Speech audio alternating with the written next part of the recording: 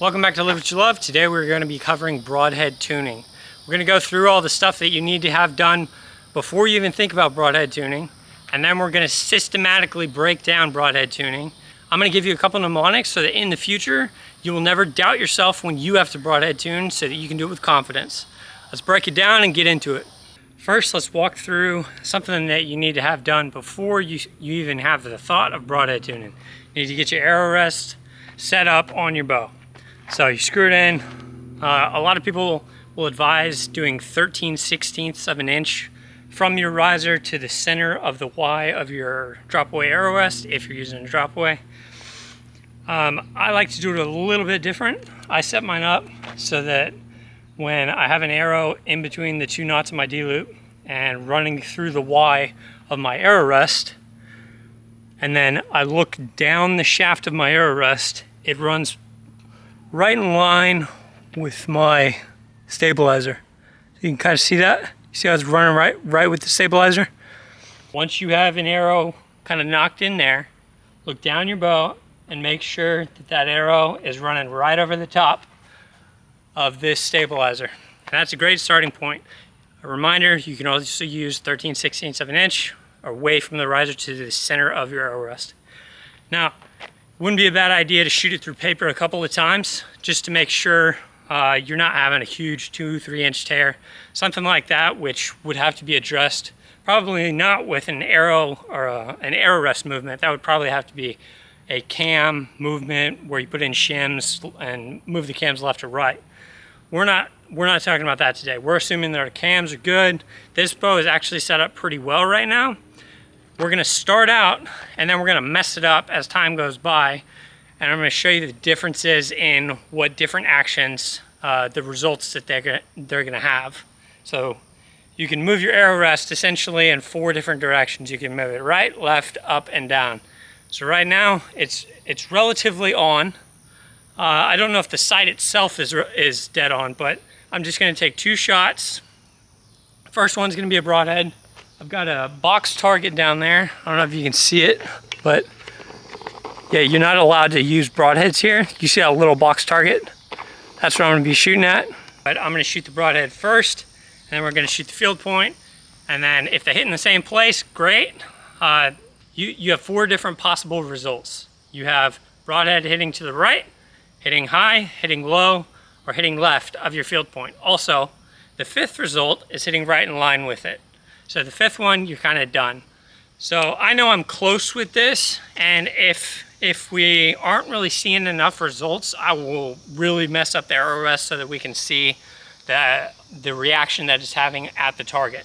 But for right now, I've done this twice now. I've put the field point in. Let me get the broadhead. Okay, these are the broadheads I'm gonna be shooting. They're very similar to Montex, but they're not. This might be like a micro Hades or something, I don't know. Okay, 20 yards, 2 shots. Got lighted nocks. I don't have the long lens on, so after each shot, I'll just walk you down with me with the camera. Starting out with the broadhead. Aim in center of aim in center target, regardless of broadhead or field point. It's not like you shoot your broadhead and then you try to hit your broadhead with your field point. You aim center every single time. Okay, that one felt really good. I think I just busted my knock. I'm not sure. I hope that was just arrow slap. Let's take you down there with us. Hang on one sec. Okay. Flip you around. Okay, and like I said, this is only 20 yards. They both felt like really good shots, good release. I was aiming center, but like I said, yeah, so right now, please still be intact. Oh crap, I took one, it smacked one of the veins off of there. You guys see this? One of the veins is gone now. It's okay, I brought 2 broadheads and 2 fixed blades. Or 2 broadheads and 2 field points. Let me get this out of there real quick. Like I was saying, my bow is pretty well on. Broadhead field point wise. My sight's a little off because I have been jacking with the broadhead tuning. We just lost the fletching on that arrow, which is a bummer, but I brought 2 of each, thankfully. What I want to do now is show you what happens. So you see that the bow is perfectly tuned as is. And let me show you. So for me, perfect bow tuned for those broadheads is third tick down right here. It's 1, 2, 3. That's the elevation. And for me, and this is a Blackout NV3. If any of y'all are curious, you can get it at Cabela's. Great bow. Only like $800 or $900, but it's just as good as a flagship if you're interested. And my left to right for perfect is 1, 2, 3, 4.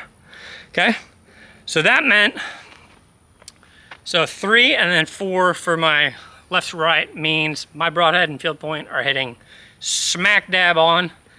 Now we're gonna kind of screw it up, and I'm gonna move the target back a little bit so that we can really see the effect that it has. I'm gonna move the target to 30 yards real quick, and then we'll shoot broadhead and then field point. I also have to screw it up, and we're gonna mess it up by increments of 1, which is a pretty doggone big change. So for left to right, I'm gonna change that one first. Seemed like it was perfect left to right. So instead of 4, I'm gonna go to 5.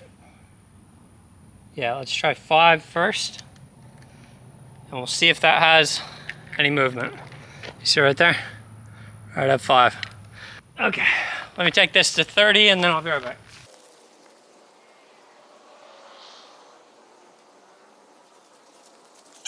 So I know you guys probably can't see that, but I do have lighted nocks on here. Hopefully that'll help us see it a little bit. For the change that we did right now, we went from 4 to 5 on the hash. So we pushed our stuff this way. The arrow rest went into the frame. Now let's see what kind of results we get. Broadhead first. I don't even know if my 30 pin is a 30 pin, but hey, I'll shoot the same either way. I'm using second pin, aiming for middle. Woo! Okay. Jumped way off to the right. Let's see what field point does. We're walking down. Let me kind of jog for you. So both of these hit pretty much identically, left to right. Height was a little bit different. We're gonna do this a couple of times so that we know it's not just human error.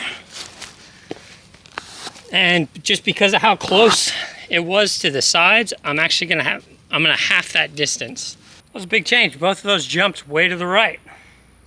And that was just with moving from 4 to 5, which actually that's a pretty big jump. I think I don't want to be right on the edge of anything, so I'm going to move it to about 4.5 so that we can see if we see any differences. Okay, right there is 4.5. So when we moved, what did we do? We moved the broadhead in towards the rest. Obviously that angles the arrow way out here. So we were right on the edge of that target. We almost lost some arrows. So the lesson is little changes make huge differences. We moved it by 1/2. I think we're at 4.5 now. So we went from 5 to 4.5. So we moved it back to the left just a little bit. So our arrows shouldn't hit as close to the edge as they were. Let's go. Second pin. Starting with the broadhead. Almost. Just slightly low. Ooh, okay. Yeah, those are both real close. Yeah, let's see. So, let's see what happened. I think, I'll have to see which one the broadhead is. One sec. So the broadhead is on the far left, and then we got field point and field point. Now you can see both those field points are on the right of there. And ideally, I would be able to shoot a big group of broadheads and a big group of field points. But the rule when you're going left to right is you gotta chase your broadhead. So wherever your field point lands, you gotta say, okay, what direction do I go to get to my broadhead? I go left. So I need to move my my arrow rest out away from my riser to the left, just a little bit, and then we're gonna do it again. We are at 1, 2, 3, 4, 4.5, right? And my field points hit a little more to the right than my broadheads, meaning that I have to move my arrow rest out to the left because you chase your broadheads. My broadheads were more to the more left than my field points, just a little bit though. But we had 2 just for that consistency. We're gonna go from 4.5 to 5. Very, very small change. Again, second pin. Everything aim in the middle. We should be pretty in line. Ooh, that was just to the right. Whoa. Okay. That second one felt really good. You can see broadhead hit there, field point hit there, field point hit there. So you still gotta chase my broadhead, gotta go out more.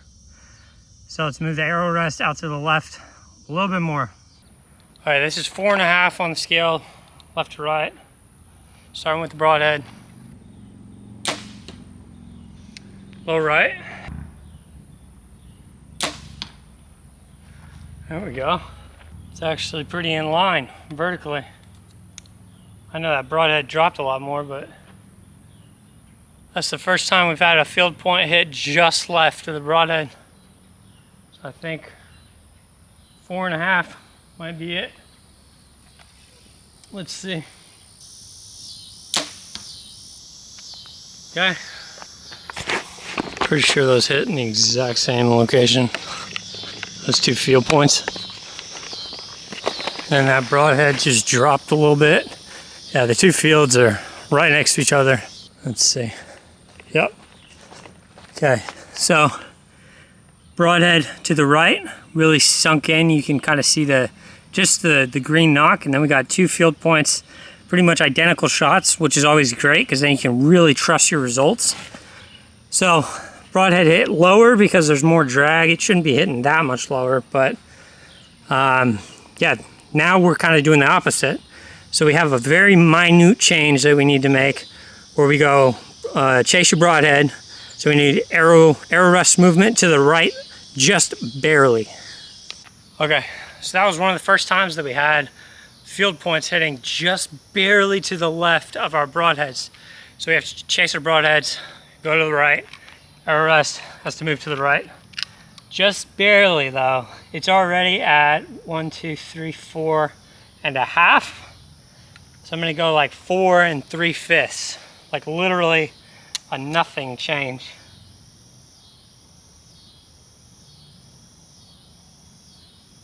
Just right before we get to 5.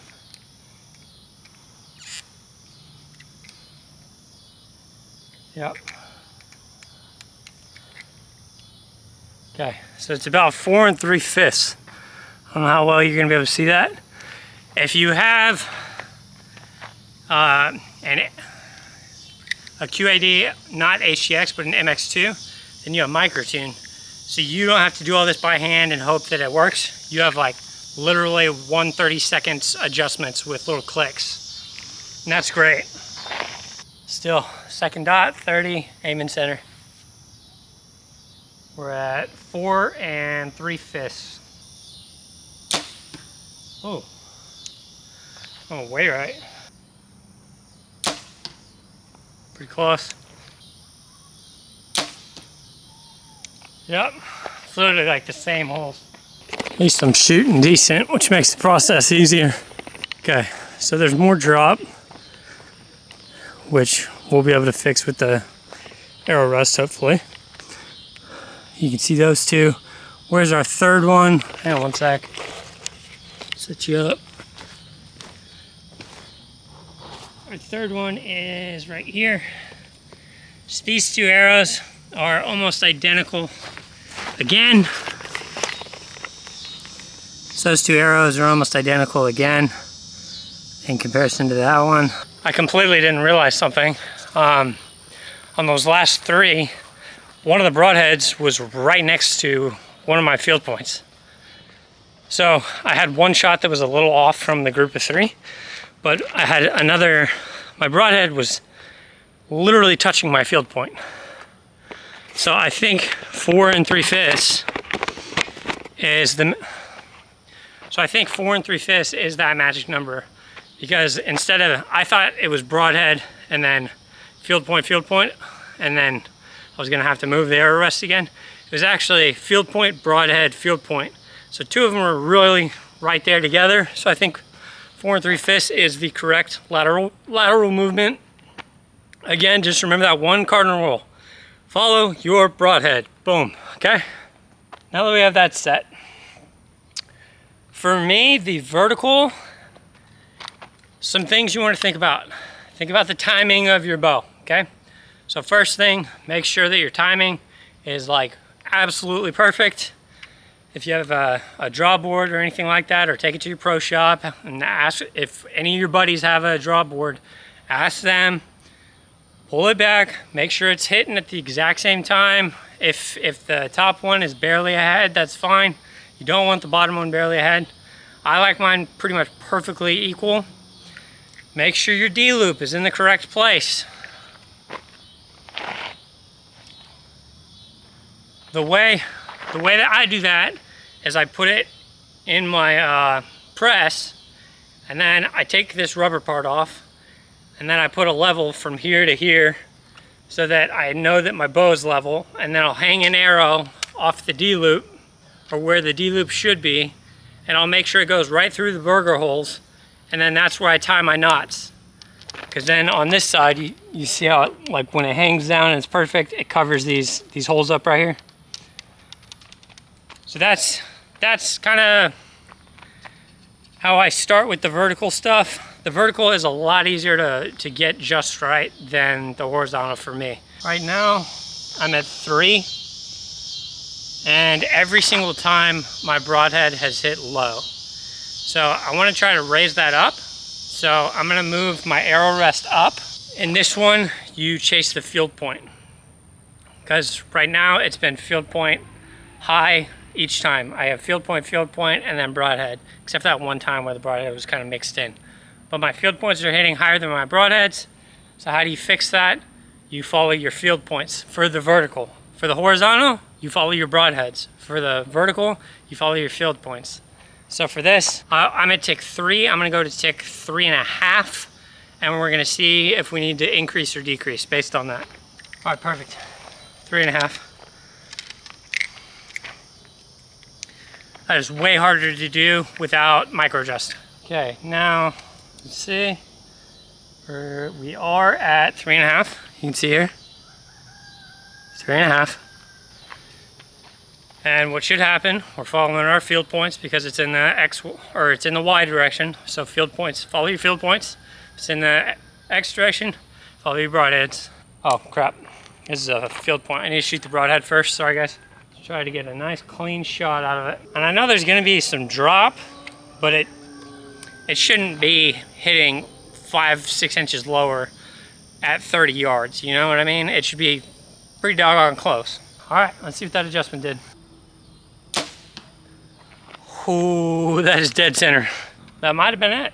Just that little half adjustment.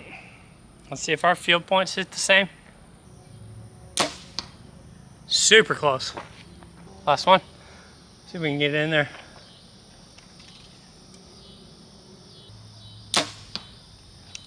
That's money. Okay, 30 yards. Super small adjustment, but they're all hitting. Same exact spot now. I mean, check that out. Boom, boom, boom.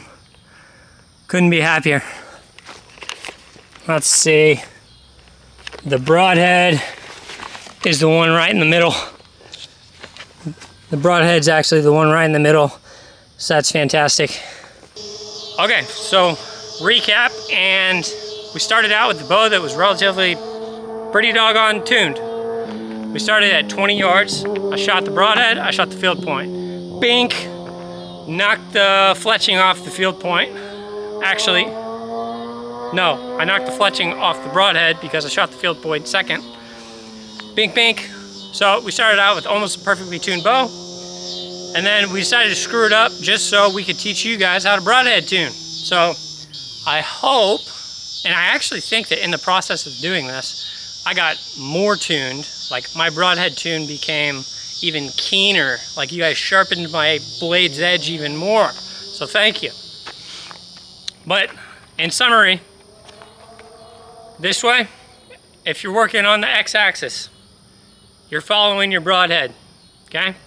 If you're working on your y-axis, okay, you're following your field points. So I was shooting. Let's just do a couple examples, and then I'll say goodbye and sayonara. See you later. Hasta mañana. Whatever. If I shoot, I've got 2 field points that hit high. I've got a broadhead that hits low. How do I fix that? So that's a Y. So we're following our field point, right? So we move our arrow rest up. Boom. Now, if I shoot, I started out, my arrow rest left, right is just kind of, it's mediocrely in line because I use the handle to line everything up, the string, the handle, the stabilizers, and my arrow running through my arrow rest. I kind of have it lined up, right? So I'm thinking my left, right is going to be okay. I shoot, broadhead hits left of my field point. What do I do? Because it's an X change, we follow the broadhead, okay? So if my broadhead hit left of my field point, I go left and I push my rest away from my frame or my riser, and then you try again. Now the farther that you go out, you're shooting at 20, you can probably get away with doing like a full hash marks movement because it's only 20 yards and you're still gonna hit your bail. If you're going out to 30, I tried a full hash movement and I was right on the edge of that bail, so I would greatly avoid doing that. Sorry, there's a lot of gnats and stuff. Last example, I promise. We shoot, broadhead hits right of our field point. What do? We chase our broadhead because it's this axis, our x-axis. So we chase our broadhead, we're gonna move it to the right, which means we're moving our arrow rest inwards towards the riser, okay? What if I shoot and my field points hit and then my broadhead hits way high in my field points? That's on the y-axis, so we're gonna chase our field points. So we move our arrow rest down in that case, okay? So there's two cardinal rules. And if you can wrap your head around that, just think of me doing this. On the x-axis, broadheads, follow your broadheads. Y-axis, follow your field points, okay? One last thing I want to mention. We've been jacking with our arrow rest, moving it left, right, up, down, whatever. You move your arrow rest, you're gonna alter the trajectory of your arrow, so you need to re-sight in your bow after your arrow rest is where it needs to be. So fix your arrow rest, get everything perfectly tuned, and then when you're happy with your broadhead flight, then go over to your sight housing and move that however you need to get everything perfect just again. That's all I got for you today. Always remember, live what you love, keep shooting, and good luck this season.